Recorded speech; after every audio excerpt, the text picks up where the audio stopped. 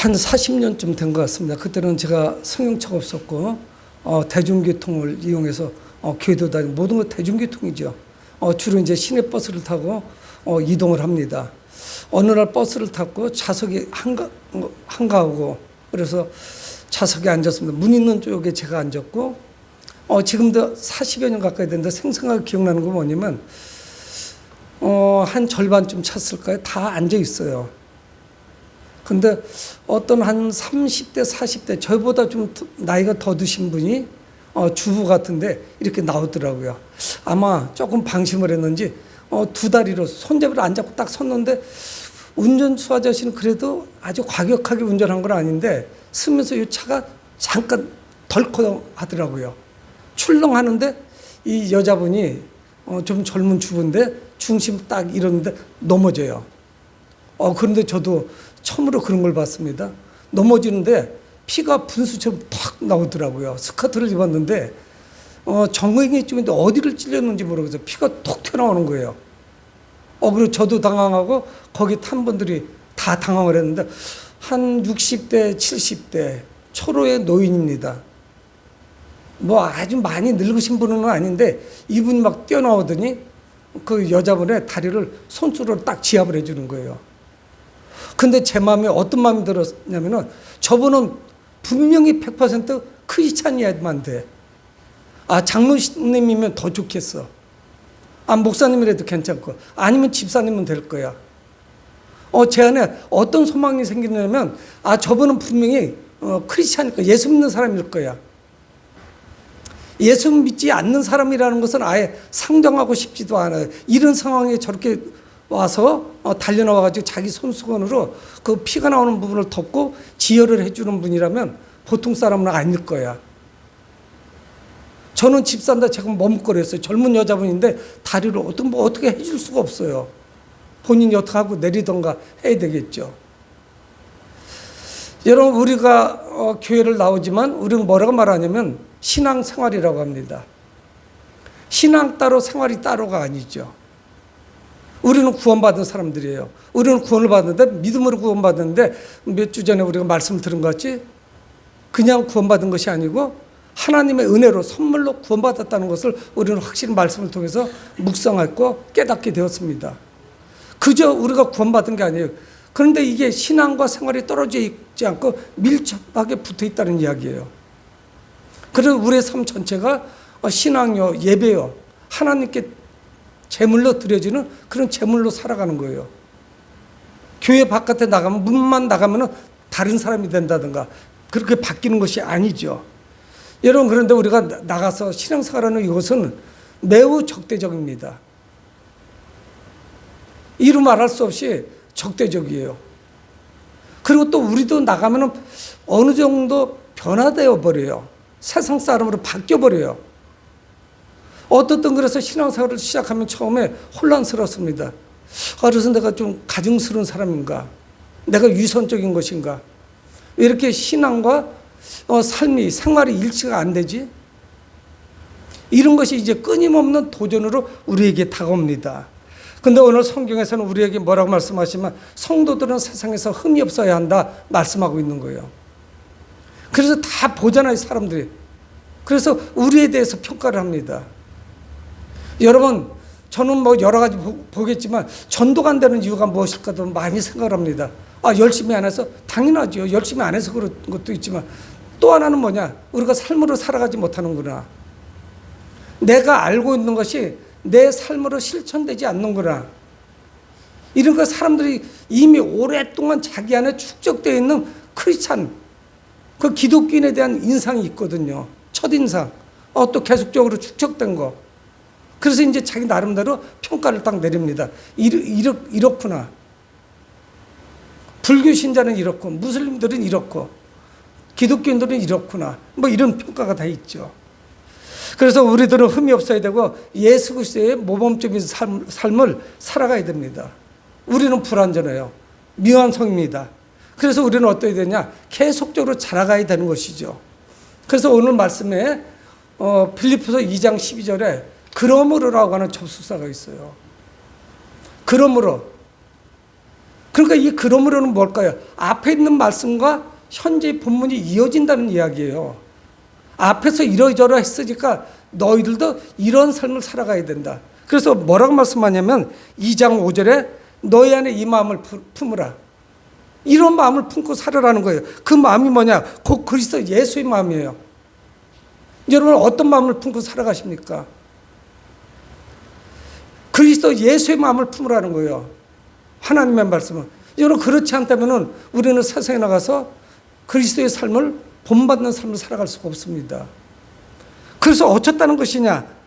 6절에 그런 근본 하나님의 본체시나 하나님과 동등됨을 취할 것으로 여기지 아니하시고 7절 오히려 자기를 비워 종의 형체를 가지사 사람들과 같이 되셨고 이분이 근본 하나님이신데 근데 하늘에 계시지 아니하시고 이분이 낮아지셔서 사람이 되셨는데 더 낮아지셔서 십자가에 죽으셨다는 거예요. 이분이 하나님이신데 그분이 절대로 그럴 이유가 하나도 없는 분이신데 죄인들을 위해서 낮아지셨고 베들레헴에 오셨고 그리고 우리를 위해서 십자가에서 죽으셨다는 거예요. 이 섬김의 마음, 이 헌신의 마음을 우리 마음에 품으라는 거예요. 예수님이 이렇게 하셨으므로 그러므로 성도들은 어떤 삶을 살아가야 되는지를 말씀하고 있습니다. 그래서 이제 12절에 말씀하는 거예요. 그러므로 나의 사랑하는 자들아 너희가 나 있을 때뿐만 아니라 더욱 지금 나 없을 때에도 항상 복종하여 두렵고 떨림으로 너희 구원을 이루라.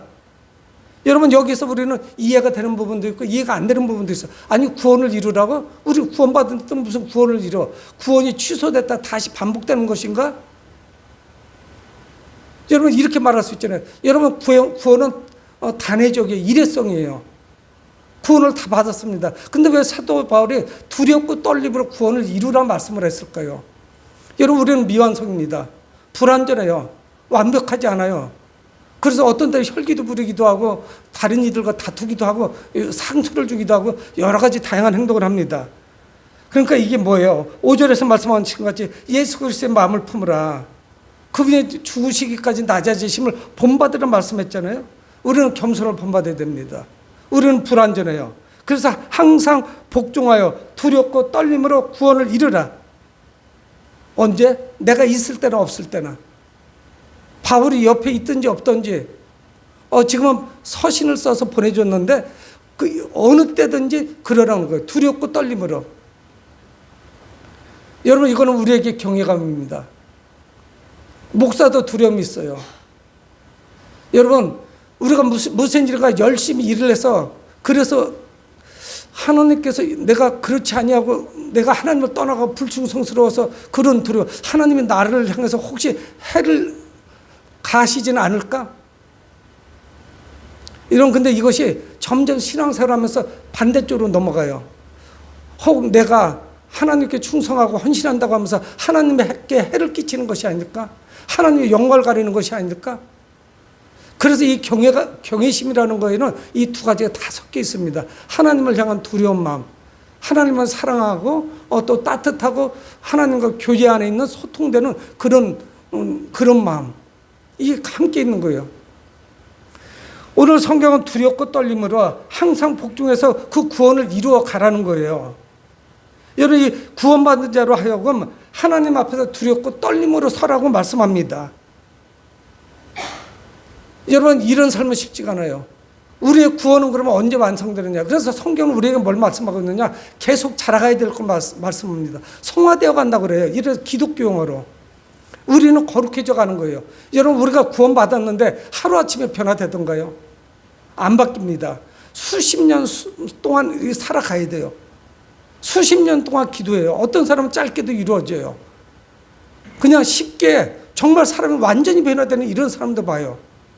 그런가 하면 상당히 많은 사람들, 저 같은 사람들 수십 년 동안 조금씩 그 모난 데가 정으로 이렇게 떨어져 나가는 거예요. 그걸 짜가지고.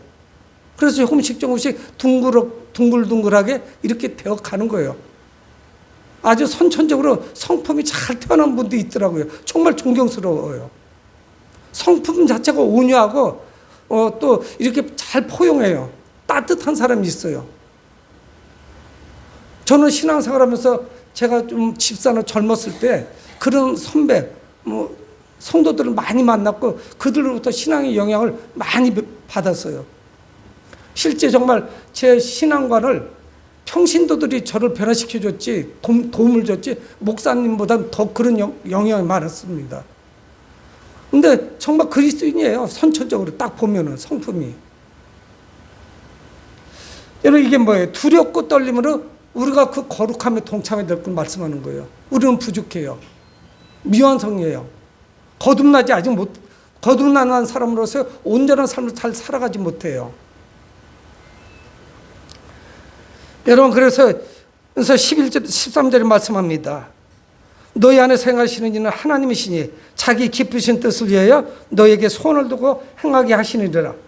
여러분, 우리가 하려고 해보는 그런 의지, 우리 안에서 나오는 그 결단, 여러분, 이것조차도 하나님께서 행하시기 때문에 가능한 거예요. 여러분, 사람들이 의지력이 없나요? 결단력이 없습니까? 그래서 안 되는 게 아니에요. 사람이 그냥 너무 쉽게 무너지는 거예요. 그러니까 우리 안에 우리의 믿음도, 우리가 하나님 앞에 나오는 것도 하나님께서 역사하시고 행하셔야만 가능해요.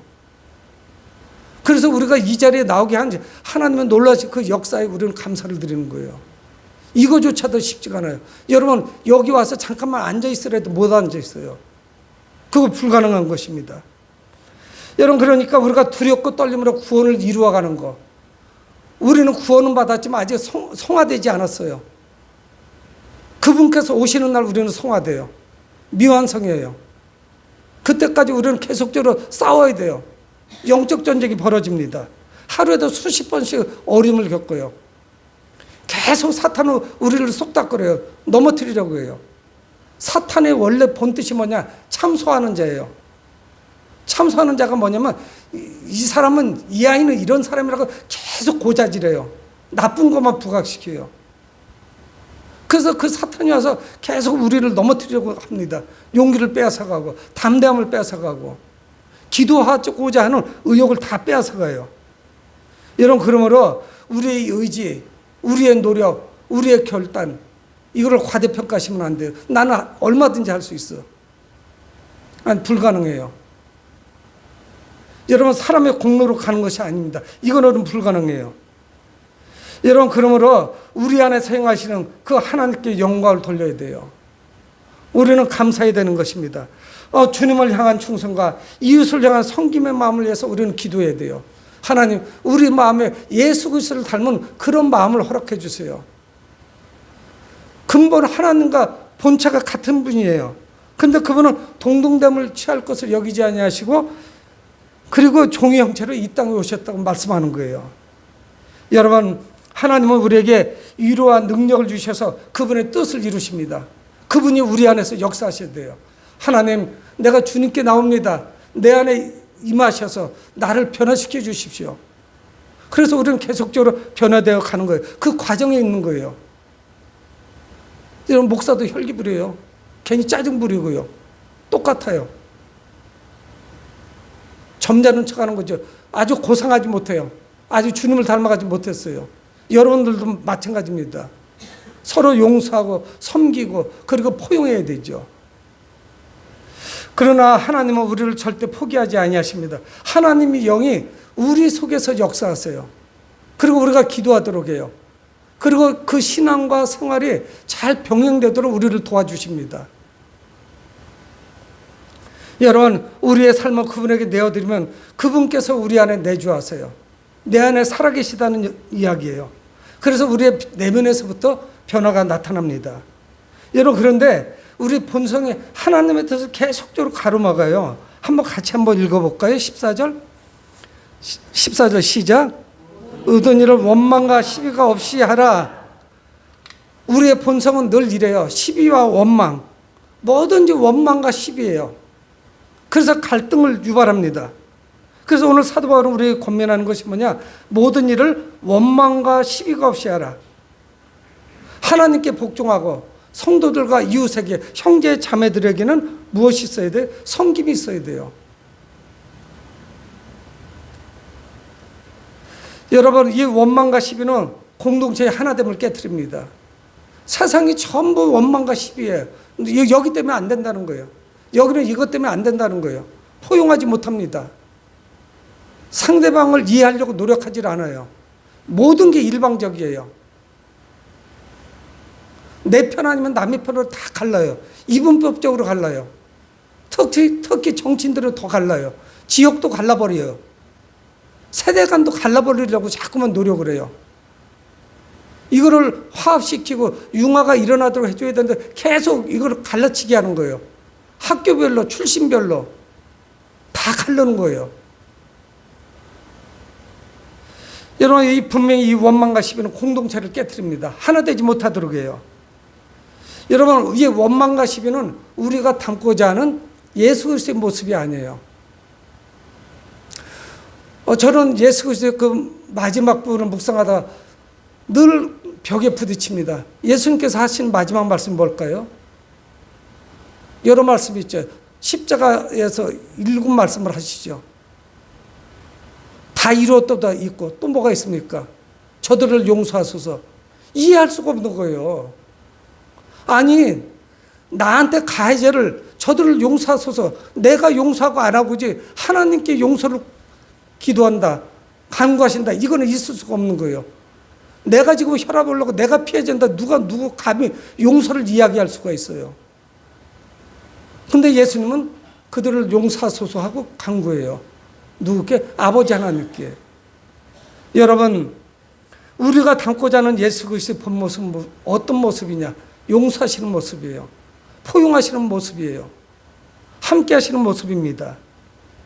여러분, 그뿐만 아니라 이 원망과 시비는 세상 사람들에게 매우 부정적인 모습을 보여요.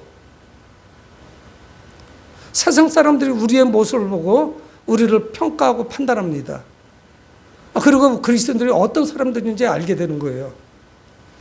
여러분, 그래서 오늘 성경 말씀에서 15절에 이는 너희가 흠이 없고 순전하여 어그러지고 거스르는 세대 가운데서 하나님의 흠없는 자녀로 세상에서 그들 가운데 빛들로 나타내며, 여러분, 우리가 교회가 흠이 없고 순전할 때만이 교회의 사명을 성취할 수가 있어요. 너희는 세상의 소금이라, 너희는 세상의 빛이라 말씀했어요.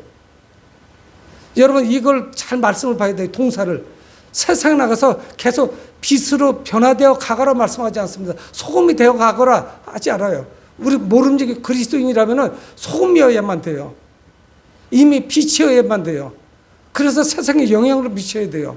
세상을 밝혀줘야 돼요. 세상에 나가서 맛을 내야 돼요. 방부제 역할을 해줘야 돼요. 소금이 들어가면 맛이 바뀝니다. 이미 우리는 변화되어 있어야 돼요. 그래서 어그러지고 거스르는 세대에서 하나님의 흠없는 자녀가 되는 거예요. 여러분, 그래서 우리는 흠이 없고 순전한 성도로 이 어두운 세상에 빛을 비칩니다. 여러분, 그런데 우리는 알고 있잖아요. 근데 감히 말을 못하는 거예요. 교회가 언젠가부터 빛을 자꾸만 잃어가요. 맛을 자꾸만 잃어가요. 방부제 역할을 못해요. 세상에 나와서 소금의 역할을 못해요. 세상을 밝히지 못합니다. 어느샌가 뭔가가 변질됐어요. 어디서부터인지 잘 몰라요.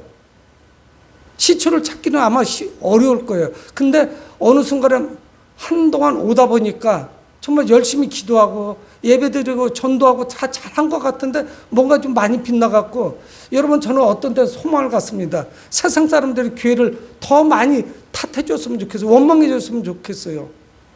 왜냐하면 그거는 그만큼 그들이 아직까지는 교회를 기대한다는 이야기 아니겠어요? 목사님을 기대하고 장로님들을 기대하고 있다는 이야기고, 권사님이나 집사님들 교회를 기대하고 있다는 그런 반증 아니겠어요? 원래부터 우리가 타락하고 잘못되어 있었다면 그들이 뭘 기대를 하겠습니까? 그나마 이 교회를 기대하고 있었는데 실망시켜 준 거죠. 세상에서 교회를 손가락한다, 이건 뭔가 기대하고 있다는 이야기 아니겠어요? 여러분, 우리가 살고 있는 세상은 어그러지고 거스르는 세대예요. 근데 우리가 들어가서 그쪽에 동화돼 버리는 거예요. 그래서 세상의 빛과 소금이 되어야 되는데 그들로부터 영향을 받아요. 그래서 어떤 영적인 파워가 전혀 없는 거예요. 영적인 권세가 없어요. 사도 바울은 빌립보 성도들에게 빛의 역할을 감당하기를 선포하고 있습니다. 빌립보 지역을 넘어서 전 세상을 향해 나가야죠. 온누리를 향해서 나가야 돼요. 우리는 영향력 있는 사람들이에요. 우리보다도 훨씬 더 뒤떨어지는 예수님의 12제자는 전 세계를 향해 나갔어요. 도마는 인도에 가서 순교당했다고 하죠. 다 어부 출신이나 별거 아닌 사람들이었어요. 사회적으로 인정받지 못한 사람들이었습니다. 사회적으로 인정받는 사람들이었으면 그들이 다 예루살렘에 살았어야 돼요. 저 갈릴리 바다 근처에 있는 사람들이에요. 아마 조선시대라고 말하면 무지랭이들이에요. 저 상인들이에요. 제일 하층 계급이라고요. 그런데 예수님은 그들에게 비전을 심어주시고 그들을 통해서 세계를 변화시킨 거예요. 여러분, 그러므로 해서 사도 바울은 16절에 말씀합니다. 생명을 말씀을 밝혀 나의 다름질이 헛되지 아니하고 그 이전날에 내가 자랑할 것이 있게 하라.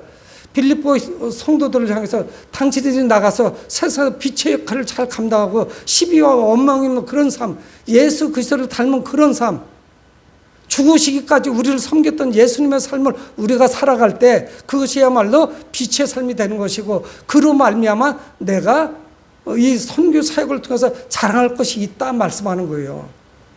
자기의 모든 것을 다 완성시켜 주는 거예요. 그 빌립보 성도들이. 다시 한번 읽겠습니다. 16절. 생명의 말씀을 밝혀 나의 다름질이 헛되지 아니하고 수고도 헛되지 아니하므로 그 이전날에 내가 자랑할 것이 있게 하려 함이라. 바울의 사역이 헛되지 아니하죠. 빌립보 성도들이 예수 그리스도를 닮은 그런 삶을 살아간다면은, 여러분, 주님이 재림하실 때 그날은 구원이 완성되는 날입니다. 그날은 우리가 성화된 모습으로 예수 그리스도를 만나게 될 거예요. 여러분, 성도 한 사람이 그리스도를 닮아갈 때 세상에 주는 기쁨은 말할 수가 없습니다. 나로 인하여서 세상에 미치는 그 영향력은.